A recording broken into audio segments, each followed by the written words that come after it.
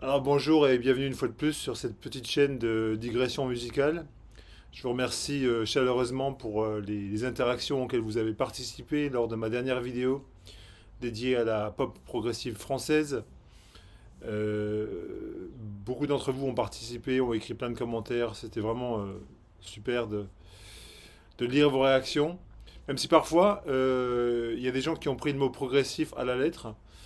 Bon, je peux comprendre, hein, on voit le mot progressif, on pense tout de suite au prog. Et moi, la direction dans laquelle je voulais aller, c'est plutôt la direction pop, esthète, voilà. Gainsbourg, Ferré, plus que Ange ou Magma ou ces choses-là. Mais bon, je peux comprendre que peut-être vous vous attendiez à voir des groupes vraiment de prog typiques français.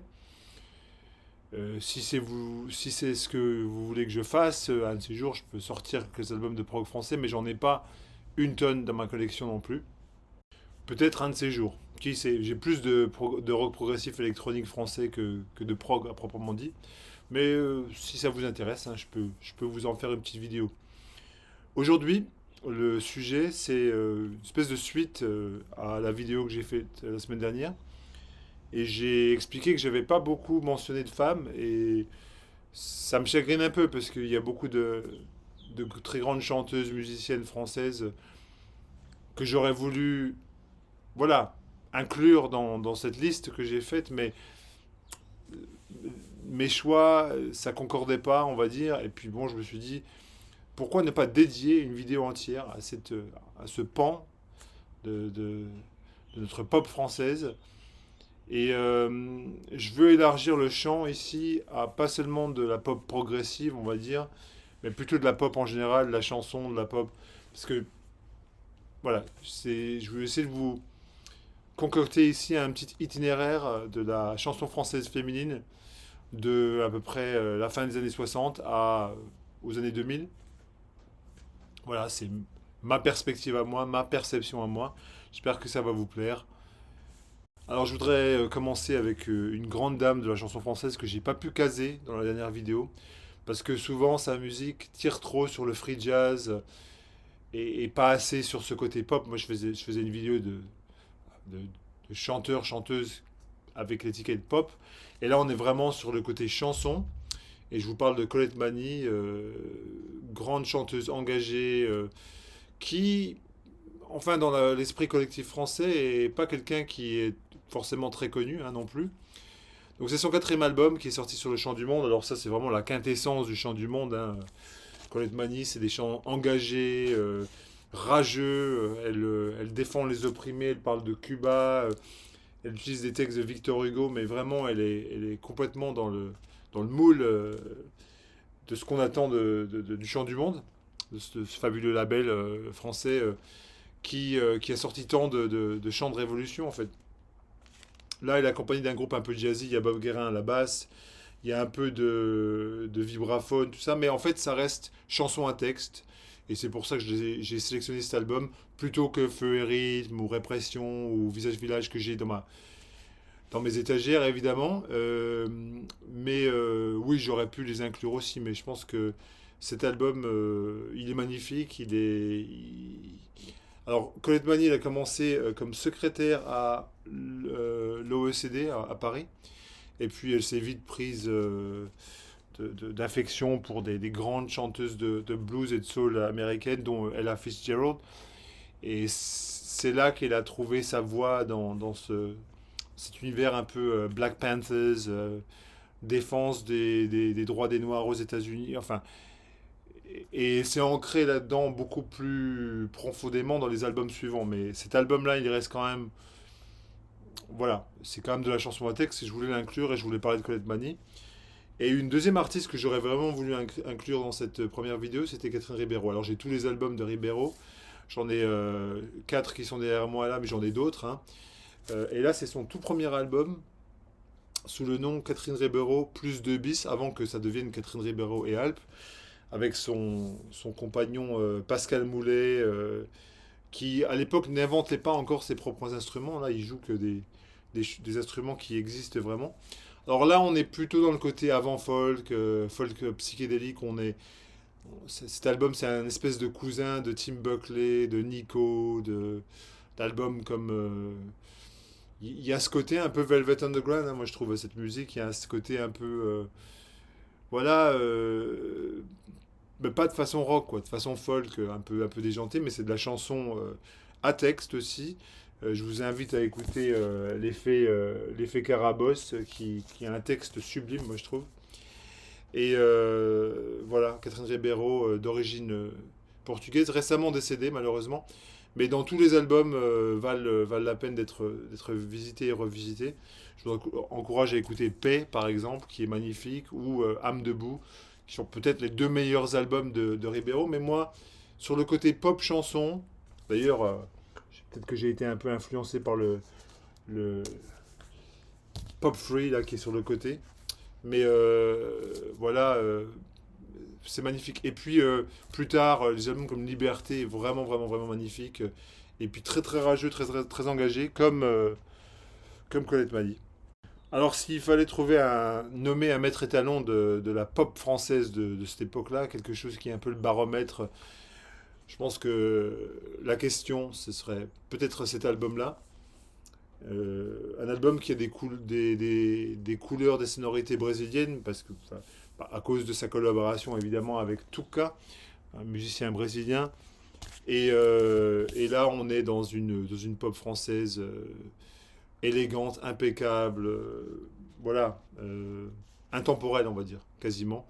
Françoise Hardy, donc tout le monde connaît Françoise Hardy, mais est-ce que tout le monde connaît la question? Ça, c'est donc la chanson titre, la question, c'est magnifique. Oui, je te dis adieu. Voilà. Rêve, le Martien. Enfin voilà. Chanson d'eau, magnifique, magnifique, magnifique chanson d'eau. Voilà, donc je ne vais pas en dire beaucoup plus, mais je vais vous encourager à sortir cet album, l'écouter. Elle est récemment décédée aussi, malheureusement, Françoise Hardy. Et puis, on parle de chansons françaises. Et j'ai envie de faire un clin d'œil et d'inclure quelqu'un d'autre qui nous a quittés récemment, qui n'est pas une chanteuse française à proprement dit, mais qui a eu une grande influence sur la chanson française et sur la pop française des années 70 et plus tard. Et je parle de Jane Birkin. Et j'ai décidé de vous sortir le petit single de Je t'aime moi non plus, qui est vraiment, s'il y a une chanson absolument représentative des 60s françaises qui a fait le tour du monde, bah, c'est vraiment Je t'aime moi non plus, qu'on aime ou qu'on n'aime pas le propos. Donc voilà, Jane Birkin repose en paix. Magnifique, magnifique. Et puis bon, ses albums, voilà, elle a sorti plein d'albums solo qui vraiment valent la peine d'être trouvés et écoutés. Mais voilà, je voulais juste sortir ce petit single. Parce que pour moi, elle fait partie de cet itinéraire de la pop française de ces années-là. Et je pense que personne va me contredire. Alors ensuite, Catherine Lara. Eh bien oui, c'est peut-être un peu surprenant hein, pour certains d'entre vous. Mais pour moi, les deux, trois premiers albums de Catherine Lara, ce sont des chefs-d'œuvre. Cet album-là, qui s'appelle Les années de poussière, il est sorti en 1972. Son premier album, dont Florian a parlé l'autre jour dans sa vidéo, si vous regardez la vidéo de Florian, France Bizarre. Je vous encourage à aller vous abonner à France Bizarre. Hein. Si vous aimez cette chaîne, vous allez aimer France Bizarre, ça c'est certain. L'autre album que j'ai aussi est tout autant voilà, magnifique, c'est du rock, enfin c'est de la pop progressive avec un peu d'avant-folk, de folk un peu psychédélique, un peu de cette couleur un peu douce amère, avec vraiment une pochette qui correspond tout à fait à l'esthétique musicale qu'on a là-dedans. Donc on a une mouture qui est voilà, on est entre de la chanson française, ce petit côté pop. On n'est pas à des mille et des lieues de Françoise Hardy ou de Catherine Ribeiro, mais avec un côté peut-être un peu plus. Voilà, il y a un côté un peu plus progressif là-dedans, je pense. Donc ça, c'est des albums qui sont super, super accessibles en France. Vous trouvez en originaux pour 3 fois rien. Je vous encourage à les chercher, à les trouver, à les écouter, à vous les approprier. Ensuite, peut-être quelque chose d'un peu surprenant, mais que je vous recommande à 3000%. Comment ne pas parler de Barbara? En Barbara, bon, ça peut faire un peu ringard pour certaines personnes. Tout le monde connaît l'Aigle Noir évidemment, mais là, est-ce que tout le monde connaît cet album, La Louve? Il a été coécrit et produit, enfin coécrit par François Wertheimer, dont j'ai parlé pour le Popera Cosmique et puis pour en relation avec Guy Skornik. Et il a été orchestré par William Scheller. Alors là, on a une espèce de rencontre entre la chanson française traditionnelle à la Barbara. On a parlé de l'Aigle Noir, mais voilà, on est dans cet esprit-là. Et là-dessus, Barbara s'essaye à du psychédélisme aussi. Alors, si vous écoutez L'Enfant Laboureur, qui est la première chanson, c'est carrément du psyché. Mais c'est assez dingue pour Barbara parce qu'on on s'attend, on s'attendrait pas du tout à ce son-là, mais en l'occurrence, c'est sorti en 73.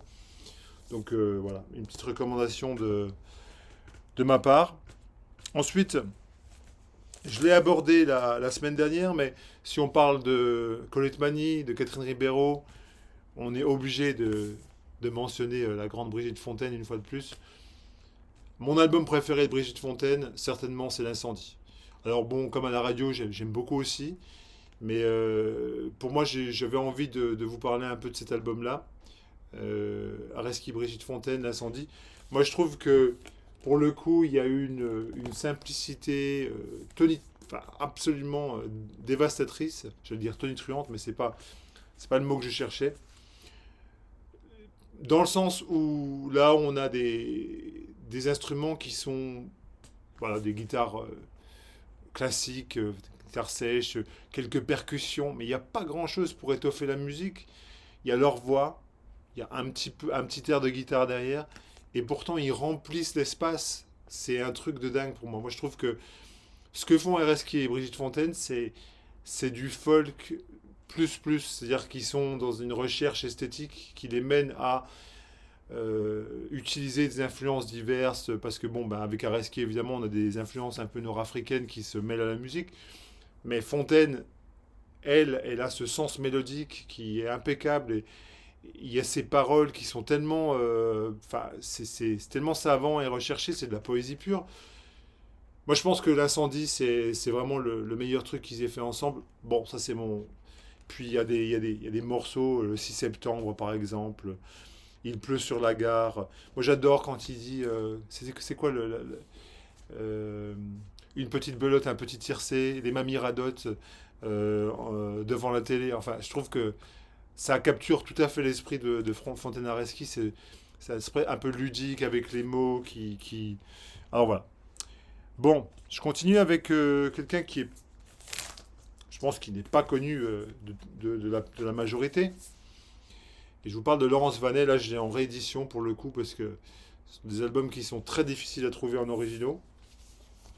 Mais ça a été merveilleusement réédité par Lion Production, compagnie. Enfin, je trouve que c'est une réédition américaine. Alors, Laurence Vanet, si vous savez pas qui c'est, c'était la femme de Laurent Thibault. Laurent Thibault de Bagma, qui était arrangeur, ingénieur du son, musicien émérite. Je vous recommande d'ailleurs le grand Mais on ne peut pas rêver tout le temps avec sa pochette avec Jean-Jacques Rousseau que j'ai aussi ici. Peut-être que si je fais une vidéo sur le prog, on va peut-être en parler parce que c'est vraiment un album sympathique aussi. Et elle a fait deux trois albums qui sont simplement extraordinaires et qui sont une espèce de pont entre son amour pour les Beatles, parce qu'on voit c'est clair elle est fan de pop anglaise, quoi. Il y a vraiment ce côté pop anglaise. Donc ça a été enregistré évidemment au château d'Hérouville, parce que voilà, Laurent Thibault il travaillait, il était ingénieur du son là-bas aussi. Je pense que même Laurence Vanet vient de la ville d'Hérouville elle-même, là. Elle est normande, enfin il me semble, enfin je sais plus si j'ai raison, corrigez-moi dans les commentaires. Et là, on a voilà, de la pop un peu british des années 60 qui rencontre cet esprit chanson française avec un côté un tantinet progressif. On est dans une mouture de pop progressive un peu psychédélique et un peu barrée. mais vraiment c'est magnifique. L'album s'appelle Galaxy. Voilà. Puis voilà, c'est une grosse recommandation. 1974. Alors ensuite, j'ai hésité entre les deux premiers albums de cette grande chanteuse à texte, Mama Beate Kielski, native d'Avignon. Je salue notre ami Joseph Isola de qui elle a changé la vie d'ailleurs. Hein. Si vous écoutez Joseph, il pourra vous raconter son histoire de sa rencontre avec Mama Beate Kielski. Qui est aussi une espèce d'enragé. On a ce côté Patti Smith, complètement débridé. Moi, ça me fait penser un petit peu à une version française ancienne de quelqu'un comme PJ Harvey. Il faudrait rallumer la lumière dans ce foutu compartiment. Son premier album, La Folle, qui est juste là à côté de moi, j'ai vraiment hésité. Je me dis, mais là, il y a un côté plus chanson, plus pop, moins féroce, on va dire, que sur son premier album.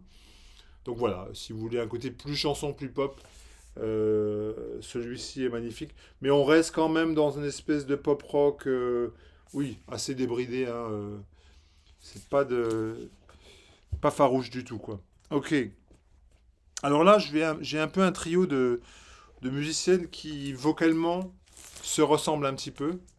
Ok. Mais bon, je dirais que bien au-dessus du lot, on a Véronique Sanson. Alors, Le Maudit, c'est un chef-d'œuvre. Hein. Si vous êtes encore sceptique, vous dites Véronique Sanson, c'est de la musique de Ringardos, c'est de la musique à papa et à maman. Moi, je croyais ça aussi pendant de nombreuses années. Et puis, je suis tombé sur sa période californienne.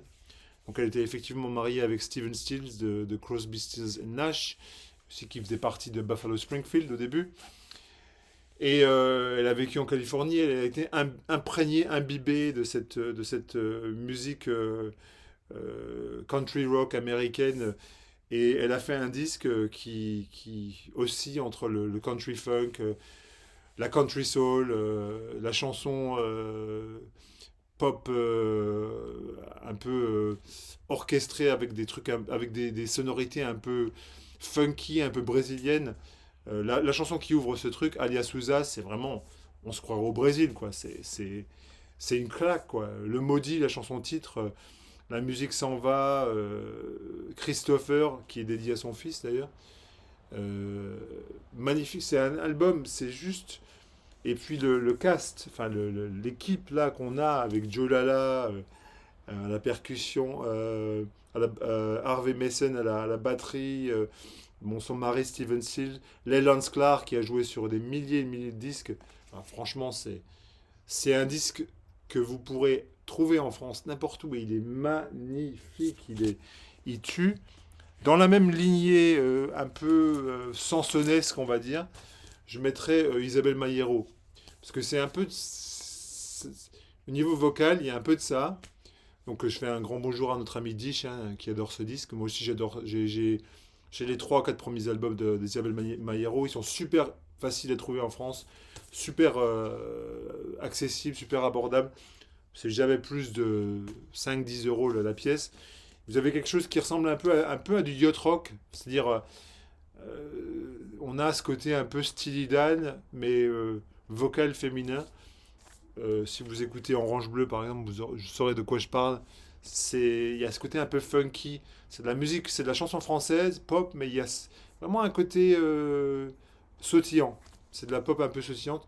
Isabelle Mayero, donc native de Paris, il me semble. Bon, une belle recommandation, pas chère. Et je vais encore dire bonjour à Dish. Et je vais dire bonjour à mon pote Christophe en Suisse, qui regardera peut-être cette vidéo, qui m'avait envoyé ce disque très généreusement. Mais Dish, on avait parlé aussi, hein, il me semble.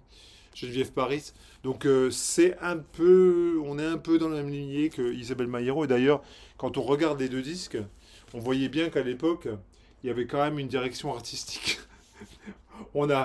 Ce sont des pochettes qui sont foncièrement identiques. Hein. C'est vraiment, moi je trouve ça magnifique. Donc Geneviève Paris, qui est plus orientée vers le blues rock pour le coup. Qui a un côté plus blues rock. Alors le gatefold est quelque chose de fou. Moi j'adore quand on ouvre un disque comme ça et puis le gatefold ne ressemble en rien à ce qu'on s'attendrait. Donc là, on a vraiment voilà, une espèce de... On a des accents un peu Bob Dylan, 70, des accents un peu chansonesques, hein, on va dire. Il y a ça dans la voix. C'est de la chanson française un peu bluesy, un peu folk, un peu bluesy, voilà. Alors maintenant, on va passer le cap des années 80. On va voir une évolution de la pop française en new wave, post-punk. Et on va parler de femmes, de groupes qui ont fait évoluer cette pop française à leur façon. Puis je voudrais, enfin, lier avec Samson, Mayero, un disque qui vocalement me rappelle un peu ça, puis un disque que personne ne mentionne, Dominique Grange, Amam Palace. Alors celui-ci il est sorti en 81 et sur celluloïd, euh, un label qui a sorti aussi beaucoup de disques américains d'ailleurs. Label de Georges Jean Caracos d'ailleurs, qui était le fondateur de Big Actuel. Donc Dominique Grange, il a un look un peu à la Patti Smith, mais voilà, sa musique, pour moi, ça me rappelle un peu une espèce de Lavilliers, mais au féminin. Si je peux la comparer à quelqu'un. Le groupe est aussi très Lavilliers, il y a beaucoup d'ambiance jazzy, un peu bluesy, un peu jazzy. Jean-Philippe Good, le musicien électronique, apparaît sur Soirée paisible sur la banlieue, qui est la chanson que je vous recommanderais d'écouter. Soirée paisible sur la banlieue. Donc si vous avez jamais entendu parler de Dominique Grange, ben, ça vaut la peine de vous y plonger. C'est sorti en 81. Voilà. Alors, puisqu'on parle de pop, post-punk, new wave, on va parler de pop un peu sautillante, un peu délirante. Pourquoi ne pas parler de Lio, tiens. Ah oui, vous aurez jamais cru que je montrerais Lio sur cette chaîne, mais si, mais quand même. J'ai deux albums de Lio, ça c'est son premier album. Bah, voilà, c'est un peu déjanté, on est vraiment dans une pop qui est complètement débridée, sûre d'elle, assez, voilà, assez joyeuse. Je ne vais pas vous présenter Lio, vous la connaissez. Je crois qu'il y a Banana Split là-dessus qui est, bon, c'est un peu, on l'a entendu des millions de fois, mais il y a d'autres choses comme Comics Discomics qui est excellent, Amoureux solitaire, Amicalement vôtre. Enfin, il y a des super chansons dessus. C'est de la pop, voilà. On peut comparer ça avec des trucs qui étaient sortis au même moment aux États-Unis, en Angleterre. Puis restons dans un univers post-punk, etc. Donc comment ne pas mentionner Elie Medeiros? Alors je sais très bien ce que vous allez me dire, elle était uruguayenne, elle était dans les Stinking Toys au début avec Jacques No, Tout va sauter, c'est leur premier album solo qui est excellentissime. Mais moi, je préférerais vous parler de ce côté d'Elie Medeiros que je trouve beaucoup plus sympathique, Toi mon toi, et puis le magnifique Balear la Calypso, qui sont des singles que vous trouvez dans tous les bacs en France pour 1 euro pièce, enfin c'est n'importe quoi. Le groupe de fous qui est là-dessus d'ailleurs, entre Ramucho Mata évidemment, Yannick Top, Pierre-Alain Dahan, enfin oui, il y a un super groupe qui joue là-dessus. Donc c'est vraiment des mercenaires. Donc voilà, tout le monde connaît Toi, mon toi. Enfin, bon, ça c'est vraiment une chanson emblématique. Moi je me rappelle, ayant été jeune dans les années 80, j'ai entendu ça des dizaines de fois à la radio. On trouvait ça un peu niais à l'époque, mais c'est quand même magnifique. Mais bon, après, évidemment, si vous voulez aller dans quelque chose d'un peu plus sérieux, un peu plus... voilà, c'est Elie Jacquenot, bien sûr, Elie Medeiros, essentiel. Alors, un ou deux groupes de post-punk euh, qui aussi méritent le détour. Mathématiques modernes avec Edwige, comment elle s'appelle? Edwige Brown Belmore qui chante. Mathématiques modernes, c'est un peu le pendant français d'un groupe comme les Flying Lizards par exemple, où ils ont vraiment boîte à rythme, chant féminin. On est complètement dans un univers un peu. C'est assez. Ça peut être assez sinistre, assez macabre, mais aussi il y a ce côté un peu dada, un peu fêlé, un peu... Quand on écoute Disco Rough, par exemple, qui est un grand single que, voilà, si vous êtes dans le post-punk, tout le monde connaît ça. Je parlais d'ailleurs de Celluloid Records avant. Disco Rough, il avait été sorti sur Celluloid à l'époque. Voilà, le duo de Edwige Brown et Claude Artaud. Je vous encourage à écouter Disco Rough. Voilà, ça c'est vraiment le top. Ensuite, restons post-punk, restons cohérents. On a un groupe, je crois qu'ils sont lyonnais, Edith Nylon. Comment elle s'appelle, la chanteuse? Edith Nylon, c'est vraiment, voilà, pour moi c'est un peu Père Ubu et Blondie, mais version française. Voilà, c'est ça que ça me rappelle. C'est quand vous écoutez Avorton, la première chanson. D'ailleurs, c'est pas trop, c'est plus trop politiquement correct tout ça, mais comment elle s'appelle cette chanteuse, la nana qui chante, je me rappelle plus de son nom. Mais bref, si Mylène Kaski, c'est son nom, voilà. Et c'est elle qui tient toutes les parties vocales de ce truc. Voilà, moi quand j'écoute Avorton, j'ai l'impression d'écouter du Père Ubu ou du Divo. C'est aussi ça, quoi. C'est Divo, Père Ubu, ce côté un peu, voilà, post-punk américain, déjanté, débridé, assez fou. Puis voilà, un groupe pas du tout connu, hein, d'ailleurs, hein, de, voilà, de New Wave, avec un côté très bossa, qui s'appelle Antenna. Le EP s'appelle Camino del Sol. Alors ça, c'était sorti en EP en 82, 80, 82, 83 par là, mais peut-être 81, je sais plus. Donc Antenna, c'était un groupe parisien qui était formé par Isabelle Powaga et son mec Sylvain Fazi, et puis l'autre fille Pascal Moirot, qui les a rejoints. Donc ils ont fait ils se sont voilà, ils ont commencé à faire de la musique et très inspirés par ce côté un peu brésilien, Stan Getz, ce truc un peu bossa qui part dans le post-punk. On retrouve ça beaucoup chez des autres groupes comme Everything But the Girl en Angleterre. C'est ce côté, ce qu'on appelle sophisti pop. C'est de la pop avec la sophistication un peu jazzy derrière. On peut aussi penser à Shadé, ça rentre dans cet univers-là. Donc ils ont sorti cet EP et Numéro Group, qui était un label fabuleux, a ressorti cet EP en version du Deluxe il y a des années. Enfin, moi ça fait au moins 10 ans que j'ai ce truc-là, je sais pas quand je l'ai acheté, mais ça fait très longtemps. Février 2009, c'est sorti ça, donc voilà. Donc une belle recommandation si vous avez jamais entendu parler de Antenna. Et Isabelle Antenna qui est là, elle fait des disques. Je crois que même Stunty la connaît, de mémoire il en parlait, il la connaît assez bien. Et voilà, donc je vais continuer très vite sur ma lancée. Alors puisqu'on parle de groupe un peu, voilà, sophisti-pop, machin, Lizzie Merci Desclous, française, immigrée à New York, qui a fait, voilà, Mambo Nasso, enfin tous ces disques-là. Et là, c'est un disque qu'elle a fait avec Chet Baker.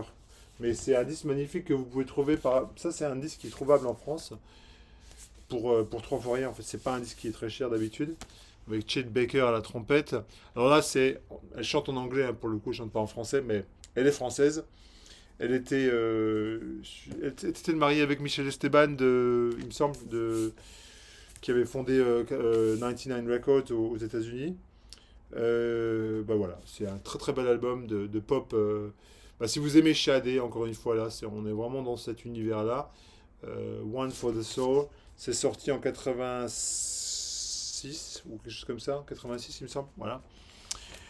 Alors ensuite, comment ne pas mentionner les immenses Rita Mitsuko.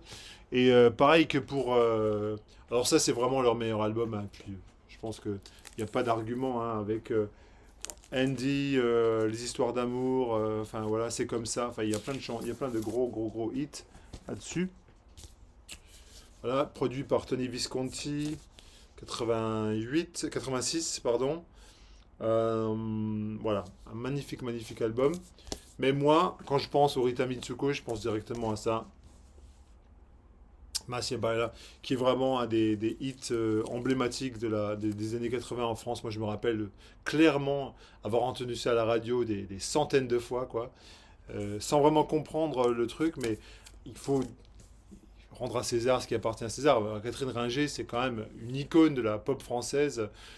Catherine Ringer, c'est une descendante directe de Brigitte Fontaine, à mon avis. C'est clair. On a vraiment cet esprit assez fou, assez obnubilé par le bizarre, quoi, qui transparaît là-dedans.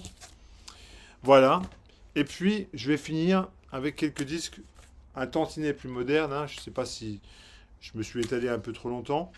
Je voulais parler de cette superbe chanteuse Françoise Breu, dont on parle très rarement, hein, malheureusement. Elle a sorti 3-4 albums qui sont absolument magnifiques. Ça, c'est son premier, qui s'appelle... c'est ce qui s'appelle Françoise Breu, d'ailleurs. Ouais, c'est ça. Il s'appelle, c'est juste... voilà, donc Françoise Breu, c'est une chanteuse, je crois qu'elle est bretonne ou normande d'origine, il me semble. Et puis, pour moi, elle fait des disques un peu qui se rapprochent beaucoup de choses comme Nick Cave. Il y a ces ambiances un peu cinématiques à la Nick Cave, surtout sur des trucs comme The Ballads ou bien enfin, ces albums des années 90. Il y a ce côté un peu Calexico, Nick Cave, un peu Bashung des années 90. Je pense notamment à l'album où il est allongé, là, que j'ai aussi, la pochette verte. Euh, Il y a un peu de Tindersticks là-dedans aussi, je trouve. C'est de la pop, voilà, de chambre, un peu baroque, un peu, mais aussi il y a ce côté un peu western là-dedans, un peu voyage. La rue ne te reprendra pas, moi je crois que c'est ça que j'adore. Tarifa, euh, Don d'ubiquité, enfin c'est magnifique. Françoise Breu, dire Françoise Breu, écoutez. Et puis finalement, je vais finir avec deux disques qui sont un peu liés l'un à l'autre. Alors, je vais commencer avec Nouvelle Vague. En Nouvelle Vague, c'est pas du tout un gimmick, hein. On aurait pu y croire, hein, mais moi j'ai acheté ça quand c'est sorti, 2004, quelque chose comme ça, 2004-2005. Et c'était vendu comme voilà, des chansons de la New Wave, euh, faites version bossa nova, et qui s'appelle Nouvelle Vague. Et tout ça veut dire Nouvelle Vague. New Wave, bossa nova et Nouvelle Vague, ça veut dire la même chose, dans trois langues différentes.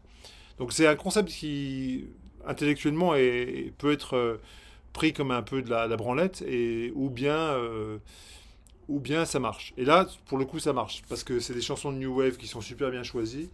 Bon, Love Will Tear Us Apart, bon, il y a du Joy Division, il y a du Cure, il y a du Toxic the Moon, il y a des trucs plus pointus. On a des Undertones, on a voilà, de Dead Kennedys. Et ces voix féminines reprennent cette new wave anglo-saxonne, mais super bien avec ce côté bossa, très sautillant, très joyeux. Alors moi, il y a une chanson qui s'appelle In a Manner of Speaking, la troisième chanson qui est une chanson de Toxic the Moon, groupe de San Francisco, qui est absolument une de mes chansons préférées au monde. Franchement, la reprise de cette chanson, pour moi, elle excède de loin l'original.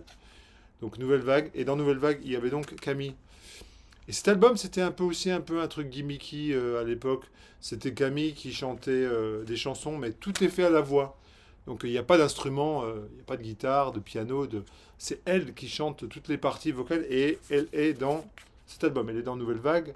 C'est pour ça que je l'ai dit un petit peu. Personne, je n'ai jamais parlé du feed sur la Vici. Ça, j'en suis certain. Et moi, j'évoque ça parce que c'était un album qu'on écoutait beaucoup avec ma femme d'antan, que vous voyez là, qui nous a quittés il y a de nombreuses années. Mais elle aimait beaucoup cet album, puis on l'écoutait beaucoup à la maison, ainsi que celui-là. C'était des favoris. Donc voilà, juste pour en parler un petit peu. Donc voilà mon petit tour d'horizon de la pop française féminine, pop chanson française féminine. J'espère que vous avez aimé. J'espère que j'ai pas trop dit d'âneries. Et puis, si vous voulez que je fasse une petite suite sur le prog français, de tout, plus rock progressif électronique, vous avez qu'à me dire dans les commentaires. Et puis moi, je veux bien essayer. parce que j'ai de quoi faire trois vidéos de prog français, mais je vais en faire qu'une. Bon, merci à tous.